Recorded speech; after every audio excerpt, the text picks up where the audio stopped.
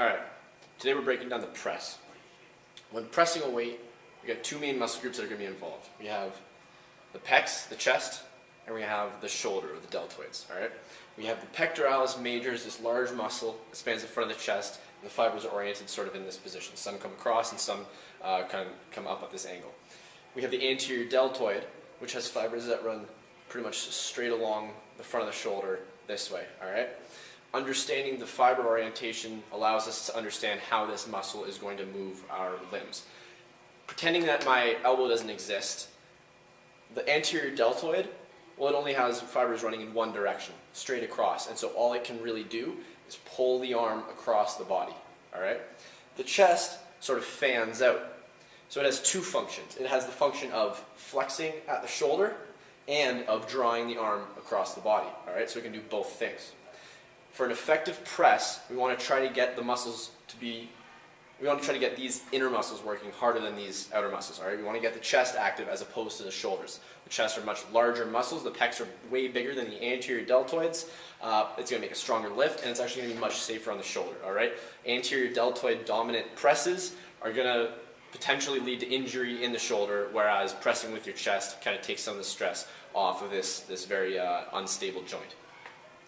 So understanding the anatomy now, we can kind of translate that into an effective press. Alright? We want to engage the chest as much as we possibly can, which means we have to have a combination of both movements. A full contraction of the chest isn't just drawing the upper arm across the body, it's also lifting. And so when we combine those, we essentially have this 45-degree movement up and in.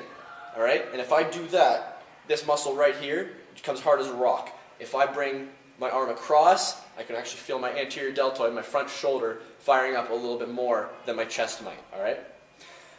Now, for a complete muscle contraction, we also need to have the muscle stretched out at the bottom of the rep.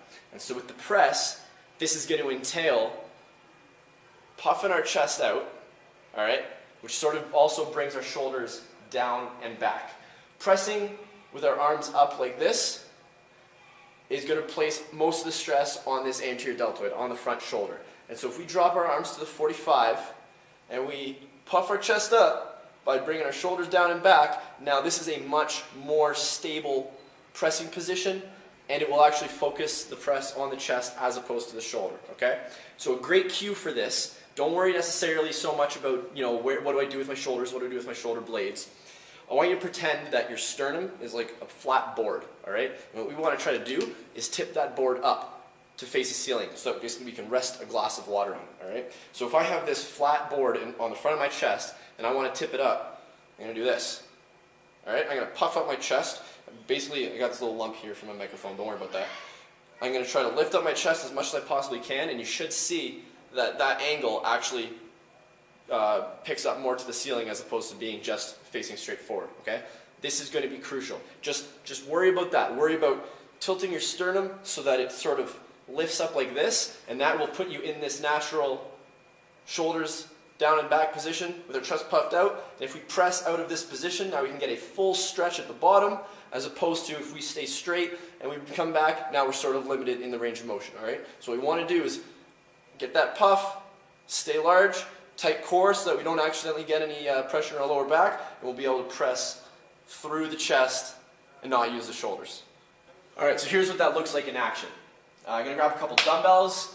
For the purposes of this video, we're just going to talk about dumbbells. However, the exact same principle applies to the bench with the barbell bench specifically. Now, with the bar, your hands are fixed, and so what that kind of does is limits the amount that we can draw our hands in and across the body. So that might be the topic of another video. Right now we're going to talk dumbbells, because having our hands disconnected will actually facilitate us being able to sort of push in as we push up. And what that's going to do is allow our upper arms to follow this 45-degree trajectory. Alright? You'll notice that my hands are a little bit closer together than they are at the back. And that's good, because in order for our pecs to act the way they're supposed to, drawing not just across but also flexing the shoulder, we sort of have to have that inward travel of the weight at the top of the rep. Alright?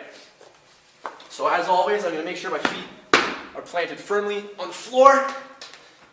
Now, first thing I do before I press is I'm going to sort of do a little bounce. I'm going to drive my head into the bench, and that's going to allow my upper body to sort of pop off the bench for a second. What I'm going to do is I'm going to tip my sternum as high as I can, and I'm going to lock my shoulders there while I come back down on the bench. All right, it's very quick. That's all it is, right there. Now my shoulders are sort of locked down and back. Here, I'll do it again. All right, just a quick little pop.